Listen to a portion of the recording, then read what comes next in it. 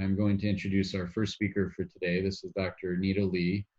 She's a gynecologic oncologist. She did her undergraduate at Stanford, hence the background on my Zoom, and then did her medical school at Tulane.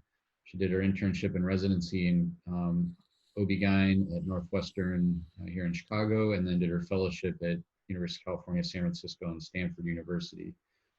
Her practice now is actually practices here at the main university and then also at some other locations around Chicago because there aren't a lot of gynecologic oncologists in general. Her research interests are cancer survivorship, cancer disparities, patient education and communication with patients, as well as screening for early detection of gynecologic cancers. So I will turn it over to Dr. Lee.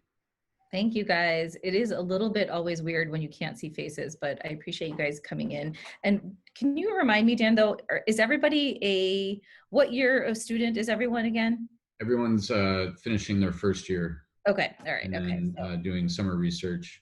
Got it. Almost all of them are doing summer research, but yeah, first year students. Okay. Got it. Okay, excellent. Okay, well, welcome. I'm glad you guys are here, and I'm glad to have this series. I'm going to be talking sort of about my experience as a GYN oncologist and kind of the work that I do and how it relates to cancer disparities, and a little bit about the path that I've taken, which is a little bit different than what may be typical. As a GYN oncologist, I am primarily a surgeon, so I operate on women who have uterine, ovarian, vulvar, vaginal, cervical cancer. We also work really closely with our colleagues in radiation oncology, obviously, for our patients who either need postoperative or primary treatment through radiation to kind of help coordinate some of their care and participate in the decision-making about when that care is timed. But I think, and then we do chemotherapy as well. So one of the fun things about our specialty that we really enjoy is the feeling of being able to kind of, we focus on those cancers, but we really do care for women sort of throughout their continuum. We do obviously work with our palliative care teams, but we do a lot of sort of end of life care as well, because we're still seeing those patients when they're on chemotherapy and maybe even supportive care. So I'm going to talk a little bit, though, differently today about kind of cancer disparities and this health equity and this idea of how can you be a physician or a surgeon and still have a lot to do with community partnerships. Along with being an OB-GYN and in the department and doing gyne-onc, one of the real areas that I really enjoy focusing a lot of my time on as well is through the Cancer Center in our Office of Community Outreach and Engagement. So the whole Cancer Center has kind of I'm going to go, let's see if I can figure out how to go through here. I'm sure there's a way, but for some reason, oh, there we go. So I want to go through a little bit of what does community outreach and engagement within a cancer center mean? Because there's actually a formal definition that the NCI has, a brief description of sort of understanding where our catchment or our coverage area is, and understanding the specific cancer burdens. I really think that, some of the articles that I sent are really focused on kind of using social determinants of health as a lens that's really important and really affects cancer care sort of throughout the continuum. And then a little case in point in terms of talking about some cervical cancer specifics, because that's an area that I'm particularly interested in, and we share actually with Dr. Golden as well. And then COVID and cancer care. So again, Dan, and if Dr. Golden and Aviva can kind of keep track of if there's questions that people want to stop and ask, please feel free to do so. Oops. So with community outreach and engagement, there's actually a formalized section to be a NCI-designated cancer center to recognize that you are going to actually be responsive to your community. So a lot of times, traditionally, when cancer centers got a designation of an NCI status and then got a designation of a comprehensive NCI status, this was many years ago, kind of almost really focus on just maybe outreach and education, but we really know that we really want to integrate that more into the type of research that's being done, as well as finding those the sort of the education and outreach component as well. So sort of improving prevention, detection, and treatment of cancer in a diverse catchment area, and progress in survivorship are kind of some of our areas that we look at. So as to get NCI designated, I figured you guys are all going to, you're in an NCI sponsored program, you should get the down low on like how NCI sort of like mandates these themes that get across. And I think this is really important. So the newest guidelines, so whenever we have to reapply for this designation every so many years. And this application process is a really big process and involves a lot of all of the basic science researchers, the translational researchers, everybody involved in writing this huge grant. And when they sent out their revised application, we really know that we're expected to perform research relevant to our catchment area, engage populations, really understand the demographics and the cancer burden, and engage communities. So this is a big task.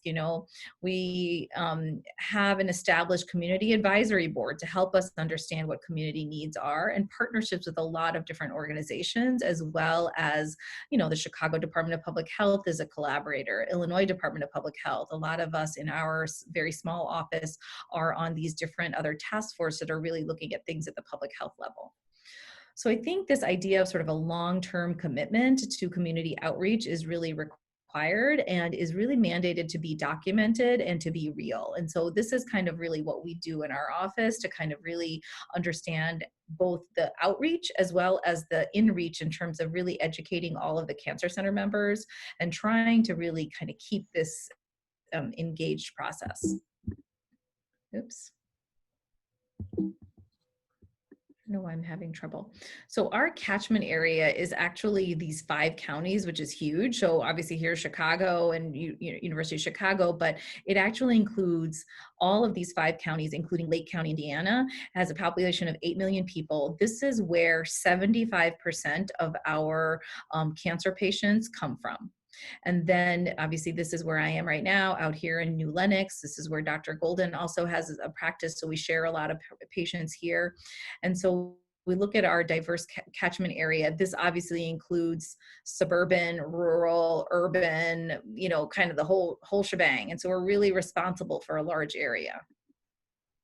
We know that our catchment area also has a significant amount of challenges that are based a lot about racial segregation, socioeconomic segregation. When you look at like where medium household incomes lie, we can see these pockets of low income. And those of you who may be familiar with Chicago know that this is really kind of where people talk about like, these ideas of like, 9 miles apart, you can get very different health disparities outcomes.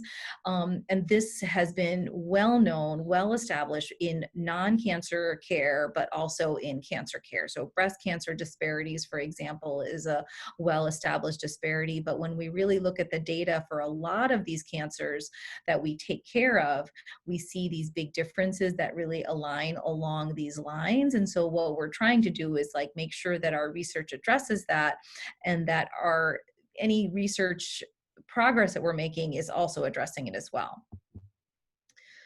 So again, this is looking at, some of these different makeup and the life expectancy. When you look at the life expectancy in terms of like how different this can be between South, West, and the North sides. So through our office, and so I'm one of the faculty directors, Karen Kim is kind of our overview assessor. We have a couple of staff and some community health educators that work with us as well. We're a small group, but we're really dedicated to kind of really being this intermediary between researchers and cancer center members and community organizations. And these are some key areas that we're really working on that research is around. So screening, risk assessment and risk reduction, tobacco control, access to care, survivorship. So there's a lot of topics that come up. And so there's a lot of juggling, but a lot of it is really led by what the researchers are interested in doing, what are our most important, more high-risk cancer sites and disease sites, and what is our community members and our cancer survivors actually telling us they need. So to look a little bit, when we look at like Illinois compared to the US, we see that there is a difference, especially among Black patients in terms of disparities in mortality by race and ethnicity. When we look specifically in our catchment area, we see a lot of disparities also in particular cancers, in particular when we look at like lung, prostate cancer in men, colorectal cancer, cervical cancer. There's also a lot of other, breast cancer, for example. When you look at the black-white divide, there are these disparities that we know exist. And that's really important to think through in terms of when we look here at this slide, which is looking at breast, lung, and prostate, right? So I think it's important to kind of think through, this is the background that we are operating in as a cancer center. And so it's our job to be very responsive to this. And so we do have a lot of researchers and faculty who may be doing research or clinical work or education efforts in these different realms. And our office kind of helps to kind of, I wouldn't say coordinate all of that, but to really make connections between organizations that may want a faculty member to lecture on something, or various different, new programs. We have a big smoking cessation program, for example, that crosses across a lot of different cancers that now we're training community health workers in. So it's sort of an important background. So here's some kind of key sort of like screening rates, as well as other risk factors: tobacco use, obesity, all of which can be related to increased risks for cancer as well. So when you look at like colorectal cancer screening, and the goal is was to be like 80%, we see in the United States we're at 69%, but we see in different communities and throughout Illinois, we see gaps here, right? Cervical cancer screening is really interesting because it appears in some ways that, oh, we're not doing that bad, right? But our death rates and our incidence of cervical cancer is still very high. So some of my work has been really looking at like, where's the gap between screening and actually getting to good quality follow-up care, and actually getting to good quality cancer care. So that's a whole other topic that we could talk about.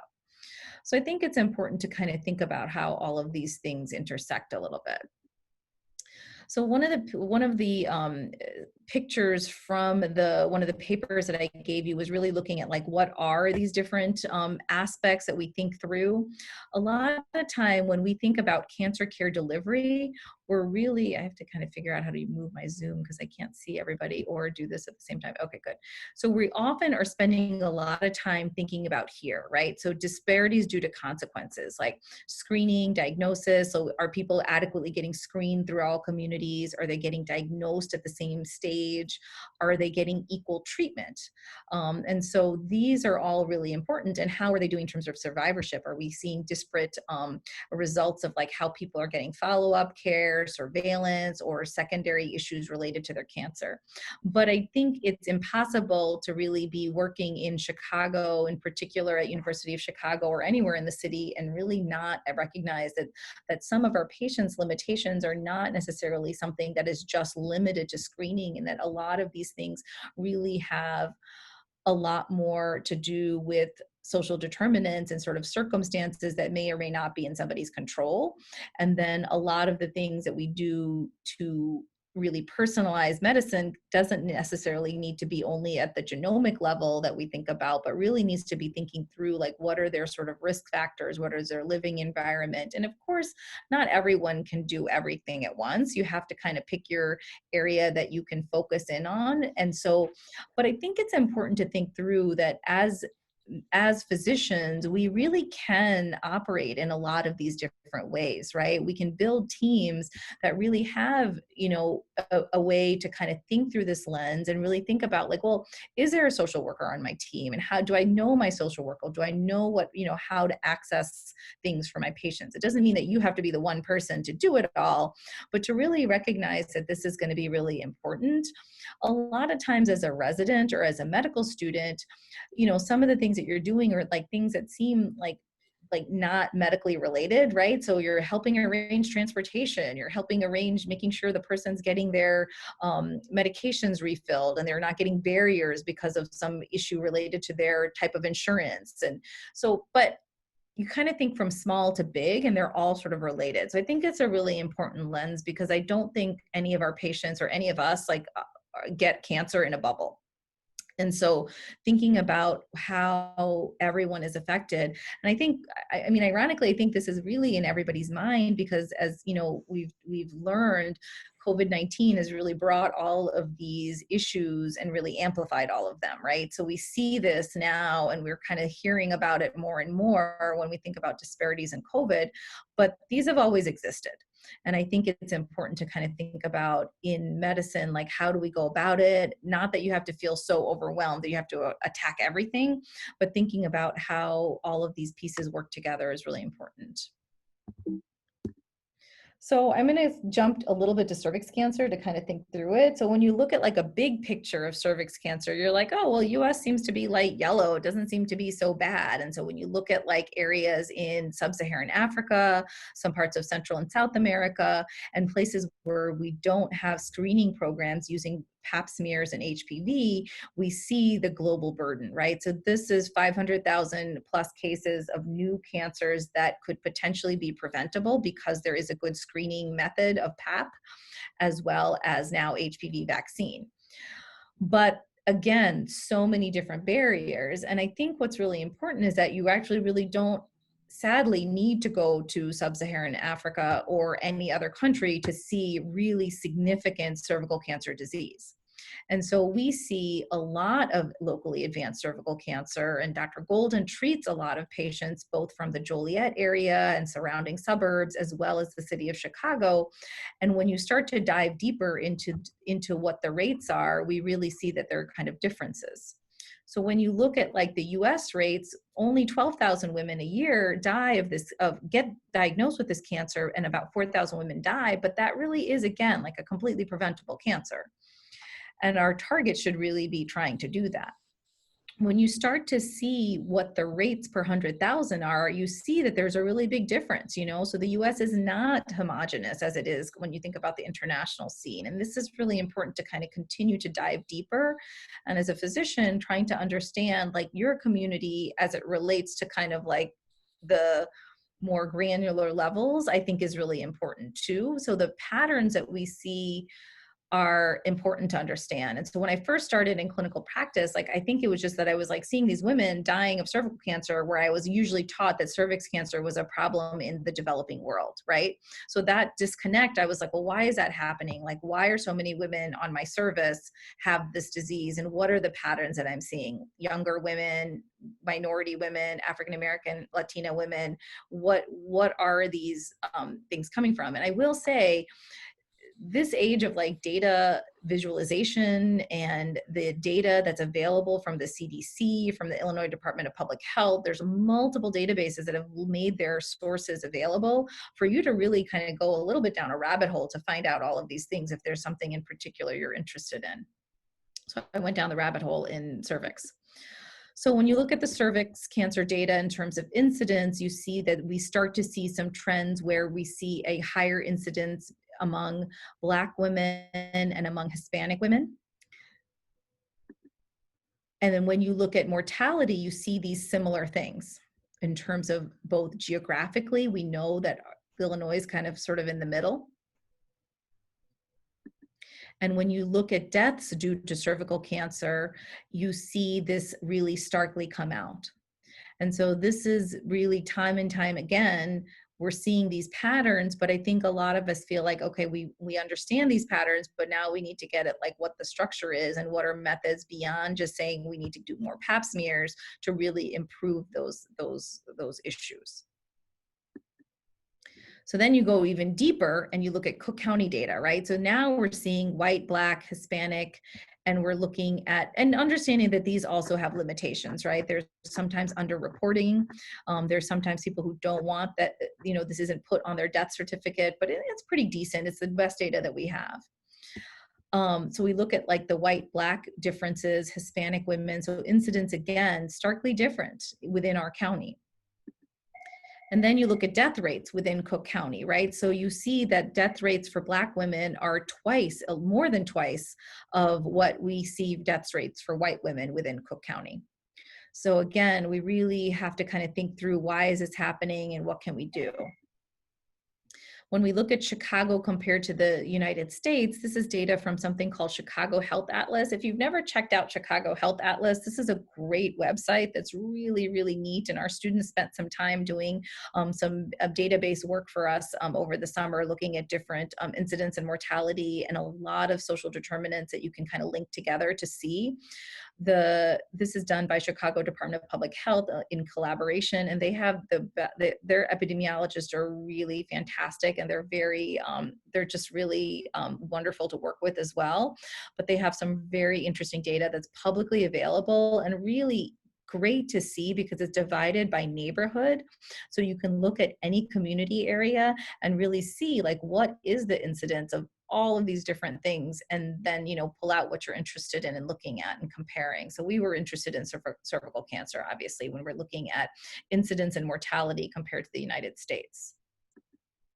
Then we were looking at economic hardship index. So economic hardship index is a sort of a not collaborative, it's sort of a, what is it called? A score that's created by a couple of different urban indices that include census tract, zip code, other sort of markers for poverty.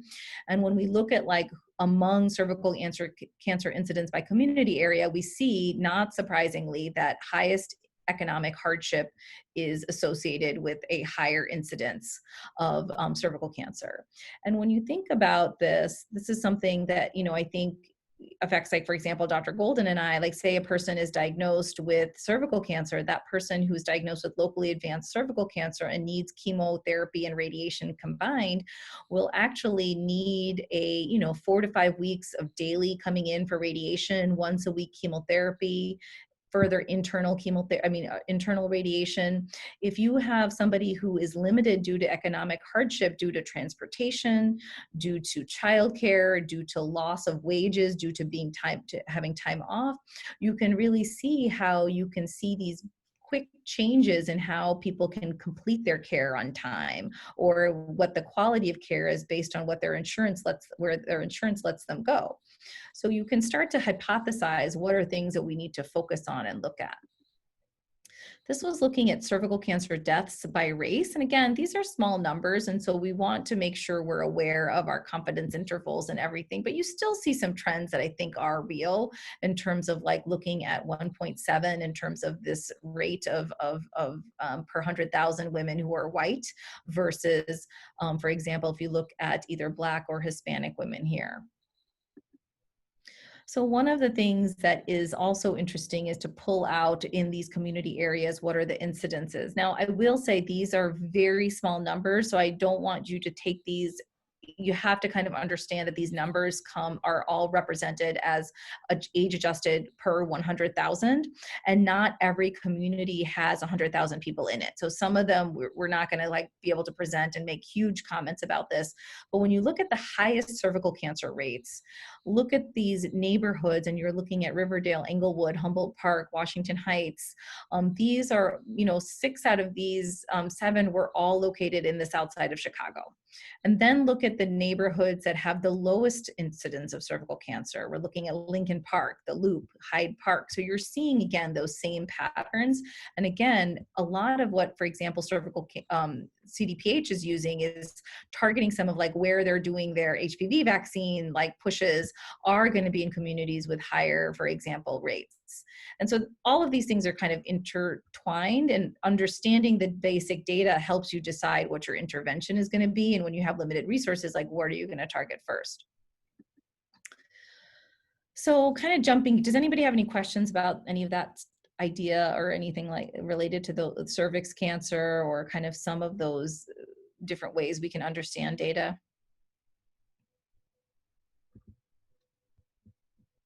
I'm assuming no. I will keep going because I can't see the chats.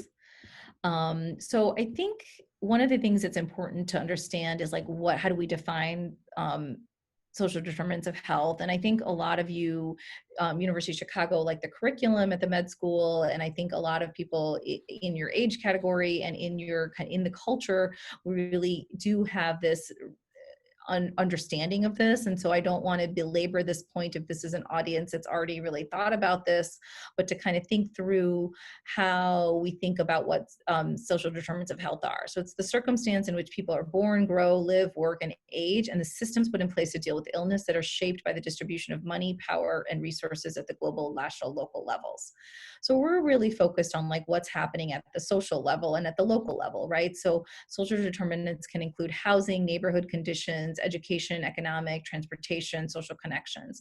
Some social determinants can be actually very supportive, right? So somebody who has a very strong social network can sometimes actually have more social support than somebody maybe who has economic stability but is very vulnerable in terms of psychosocial support. So all of these things don't all necessarily have to be negative, but you have to kind of understand the context.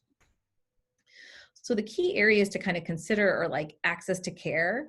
I think that the estimates on like how many more people are going to lose their insurance are a little devastating. Food insecurity, the ability to socially distance, access to to telehealth and the digital divide between who has access to broadband and who has access to a computer to do their video chats with their doctors, transportation, safety at home, and sort of loss of like traditional social economic safety net. So all of these things are kind of at play. And when these are well established for a long time, but when we're seeing re-amped up with COVID is like how these exaggerated kind of some of the problems that we already knew were happening.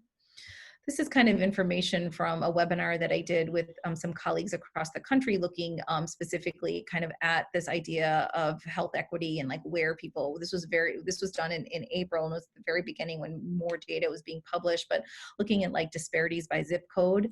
So looking at, you know, which zip codes before anybody was publishing data on race, really understanding like zip codes of Queens, Brooklyn, the Bronx had a lot of service workers, many minorities and immigrants, and high pre-existing conditions as well. This was information from a colleague who was in New Orleans dealing with COVID and really worrying about like what were the cancer patients telling? They were having anxiety and they were representing community anxiety as well. So worrying about going to the hospital, even with COPD, going stir crazy, worrying about like loss of hours and, you know, being furloughed, not being able to get colostomy bags. Can you imagine this poor person? So I think what we were seeing was a really wide range in how cancer care was affected and how anxiety was affected. This was just sort of Chicago rates of where COVID rates were back in April. And you can see how kind of some of the high rates really matched what we see in terms of like households of poverty, but also in terms of cervical cancer incidence. So again, all of these things layered. We did several community talks and kind of like listening sessions with some of our very key partners. We have about like 10 or 15 organizations that we work a lot more closely with a lot of like, you know, consistent collaborations across a lot of things. And these were the major areas: food insecurity, digital divide, unable to access healthcare systems. So a lot of places felt like their community members weren't able to get to the doctor because a lot of primary care doctors were closed. People being really worried about abnormal test results, including screening abnormalities, and really kind of worrying about future financials. And so I think, you know, from our office in the Cancer Center, we really worked with a couple of donors and a couple of things to really address like the food insecurity issue in terms of working with some of the work that Dr. Lindau does with Feed First. The digital divide, we've put together a couple of proposals of potential interested donors to kind of help get some cancer patients who don't have access to Zoom and video, either tablets or computers. And so we have kind of a lot of these things in the works. You know, kind of going back to like what our office does, we do a lot of consultations for investigators and teams. We do a lot of brokering of partnerships and then supporting some of these other studies. One of the things that I wanted to end with a little bit, I have a couple more slides that we can go through, but one of the things was this interesting abstract that was presented just this weekend at ASCO, which was changes in cancer mortality rates after the adoption of the Affordable Care Act. And so I thought this was really interesting. Also led by a radiation oncologist, so Dr. Golden, there you go. Which I think is Dr. Chinoza is a faculty at Sloan Kettering and does some very interesting work in financial toxicity as well. So this study was looking at age-adjusted cancer mortality per 100,000 and comparing states grouped by the Medicaid expansion that happened earlier, and then looking at that status as of 2015. So the expanded states were the 27 states that had it in DC, which were in blue, and the non-expanded states were here. Remember those trends of like what were non-expanded states and how cervical cancer looked in that in terms of both deaths and incidents, same patterns.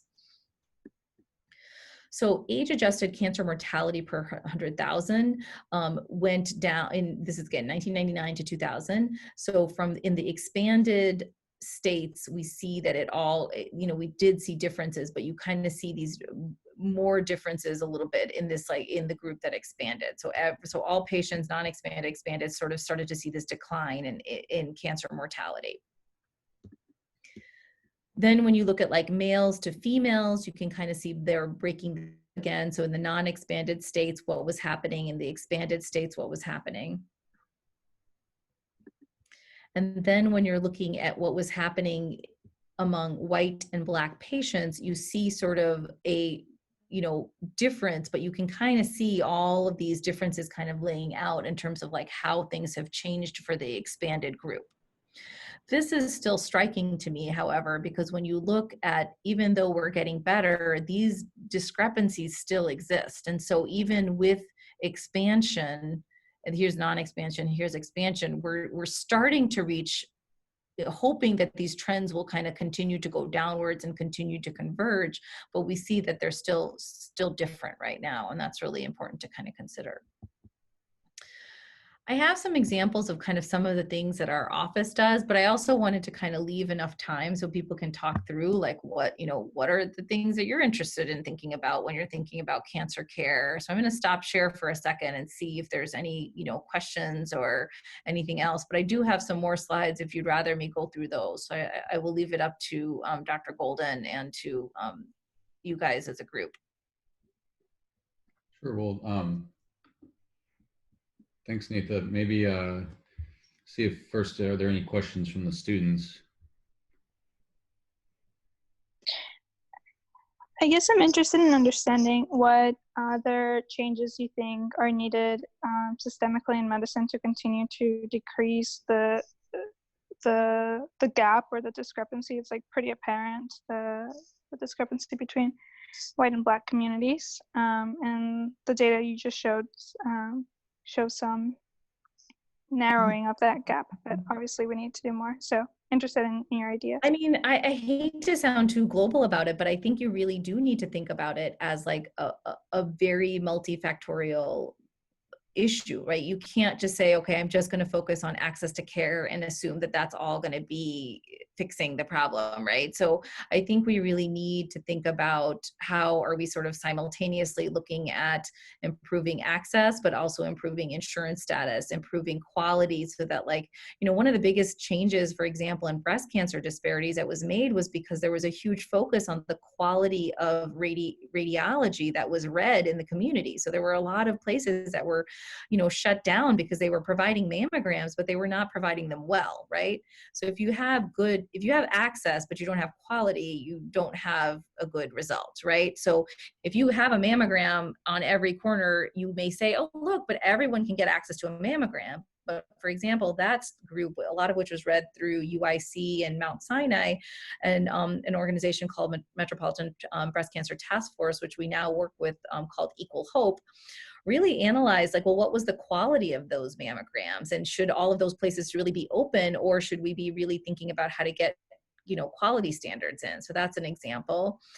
I think we need to think about, like, you know, I mean, we need to make sure, like, our medical staff, our faculty, our nursing staff, like, reflects the communities that we serve. So really making sure that we really are meaningful in terms of what we mean by having underrepresented minorities in medicine reflect that. So, I mean, I feel like there's any place that you want to make an intervention, you could find areas, but I think quality of care delivery and access to that level of quality is one of the big things. But I think that anywhere you see that, I mean, there's so many different ways to go about it. I mean, there's a lot on, like, bias in various different ways as to which treatments are offered to people, which treatments aren't offered through both implicit and explicit bias. So there's so many different factors. And so instead of getting overwhelmed by them, thinking of it as something that's more continuous, I think is really important. And to kind of think through, like, as a physician, like, where do you think your passion lies, right? So people need to find what it is that kind of gets them excited about that side of things. And it may not be that everybody has to do this type of work, but thinking about if you're going to be doing whatever work you're going to do in medicine, it all has some little connection there, right? And so I think trying to think through more people going into medicine thinking along those lenses would be my secret goal. Thank you. To what degree does this data kind of include or reflect like HPV vaccination? Is it kind of too late to see the results of that? Yeah, at this it point? is. I mean, I think that like rates in the United States in general have been about, like, HPV vaccine is sort of at like a 50% mark. And so it's, whereas like the other teenage vaccines are at like 80%. And so the data, if you're getting vaccinated and the data that we have is really on like 8 to 10 years, 9 to the 12 is like the, time frame. We're starting to see data to suggest that we're seeing less precursor lesions, and definitely in countries and in states that have mandated the vaccine, they've published on that. And like, obviously one of the big New York Times articles that, that reviewed the Australia data, looking at like, can we eradicate cervical cancer? And that's one of our goals in Chicago, because in the state of Illinois, we have like 600 cancers. It doesn't seem like it would be impossible, right? So I don't think the data reflects that yet, because it's 2012 through 2016, a lot of it. And that would have had to be like the 10 years prior, where the vaccine rates were even lower. So I'm hoping we'll see some changes, but I do think the problem is that we still need the screening system to be in place. And the screening system doesn't just mean getting a pap smear. If nobody does anything with your abnormal pap smear, or you go somewhere and they don't know what to do with your abnormal pap smear, or don't have a skill set or a quality way of tracking, or doing a lot of the other testing, then you may still be not getting good quality preventive care. So I think there's a couple of different areas, but for sure the HPV vaccine we're really want to push, because the other cancer that's related is head and neck cancer, and that's actually increasing. And we think that I think either this year or next year, head and neck cancer in men related to HPV is going to bypass the number of new cervical cancer patients. So it is going to be it should be already an all-person problem, but it's more relevant too, because head and neck was also one of the cancers that did not decline in the 2020 data.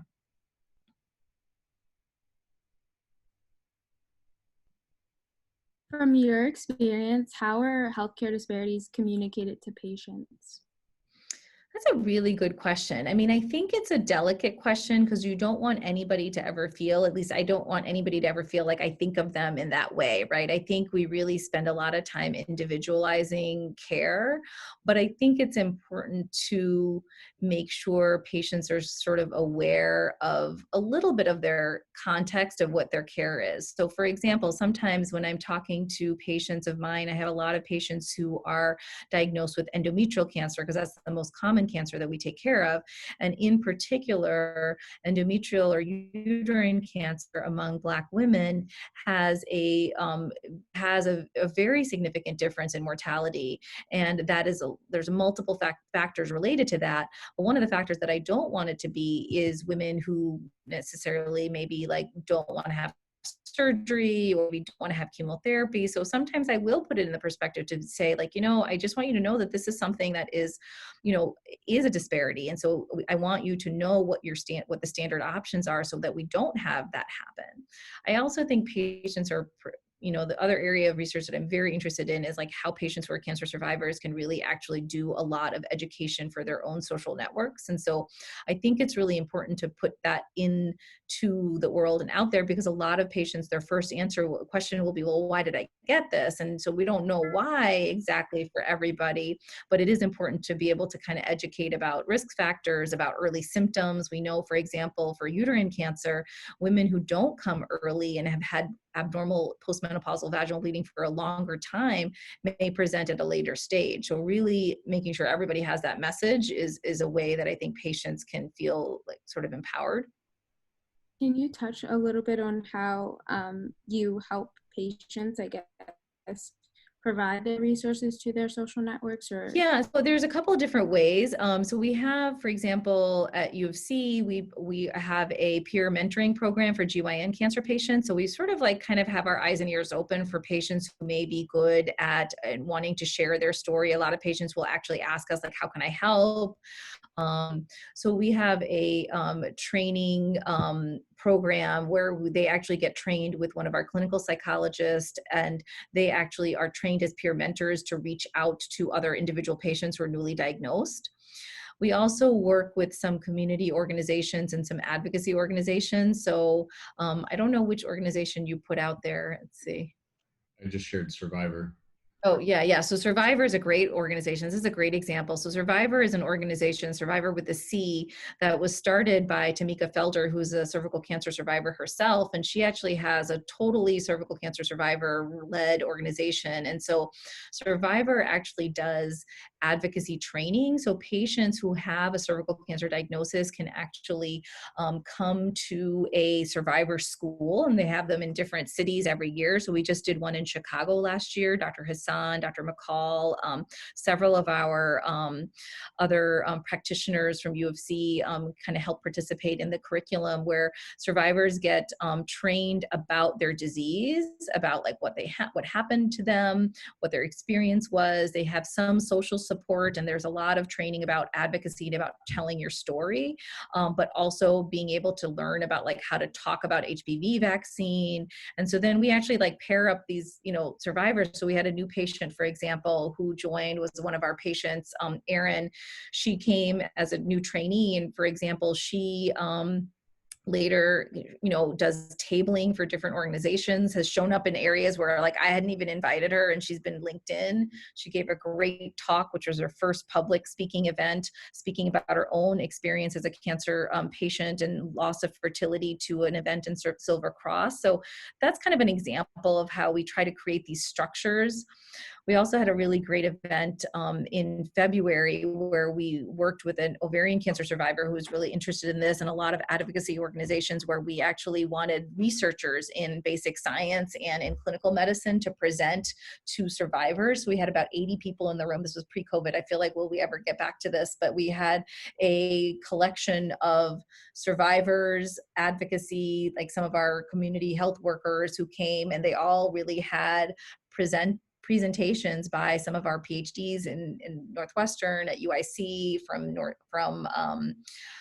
U of C, including some of our fellows and some of their clinical research. And then we also did these like breakout sessions that were sort of guided discussions for how to sort of share experiences, both as survivors and for the survivors to understand what the research process was. So we try to create these like moments where people can really learn from patients. We have when you're a second year, or no, when you're a third year, you'll get to do survivors teaching students, which is working with an organization from ovarian cancer. So everybody who goes through the OB/GYN rotation gets to meet with a group of survivors that are trained in telling their story. And so that's another, so there's a lot of ways. I think it's a lot about creating formats for being able to interact with survivors, and for survivors being able to then reach out to you and say, hey, I want to do this event at my church, and like, can you show up with me? And then showing up, right? So you don't always have to show up for the same things, and not everyone's going to have that passion to do that, but like making sure you've created enough structured ways to do it is important. Thank you.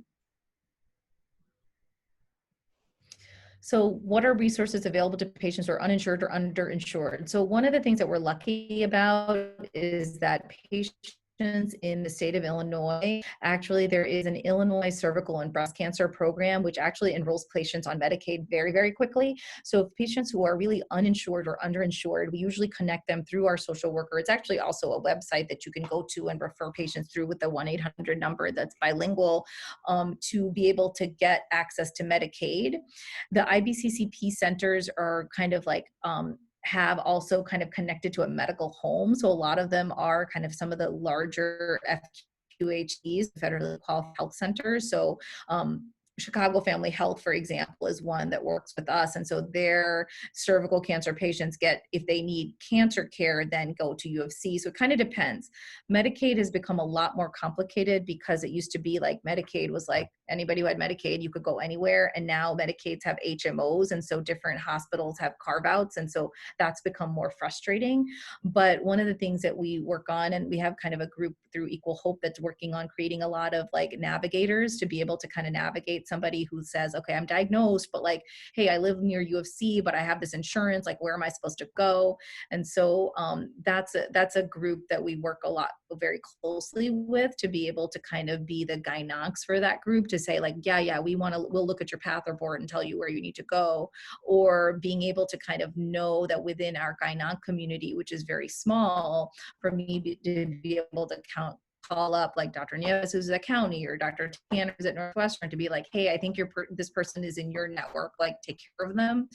And doing those like warm handoffs instead of just saying like, here's this piece of paper, can really make a big difference, I think, for some of those uninsured patients. And that's a really important part of it. Are undocumented immigrants eligible for that? So that's a really tricky thing. So they are eligible for care, but I will say in the last 2 years, county has become much more difficult. I will say we've really worked with IBCCP, and there is also another, there are some free clinics that do not require information. So one of the other clinics that, you know, U of C has a free clinic with is Community Health, and which is more in the west side of Chicago.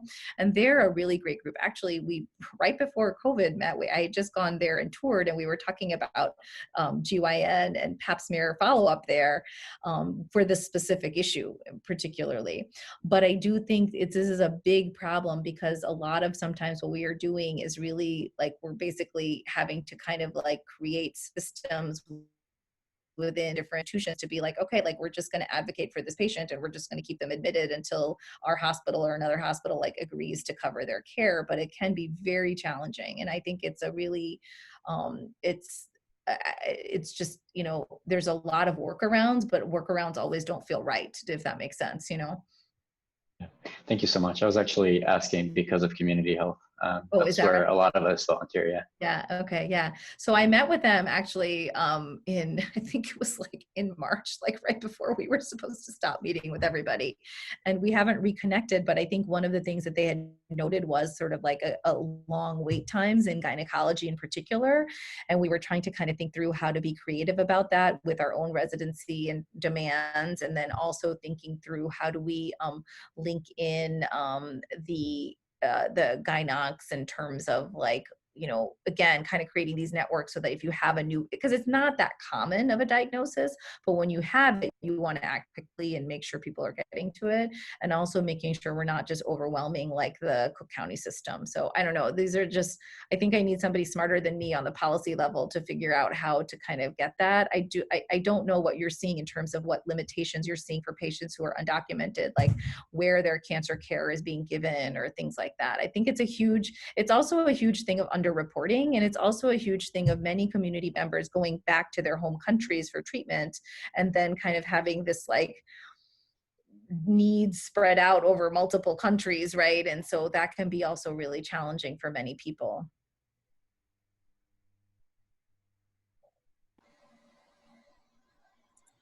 So I have a question about your experience working with LGBTQ populations. So Chissy and I are working together on a project, and we're interviewing natal females who've had a first pelvic exam, and we're asking them about their experience. So I was just wondering what your experience has been working with trans patients, with gender nonconforming patients, and natal females in general who have Yeah, I mean, cancer. I think it's a really tough thing. I mean, I think the worry is that patients will be less likely to seek care for screening because of that, right?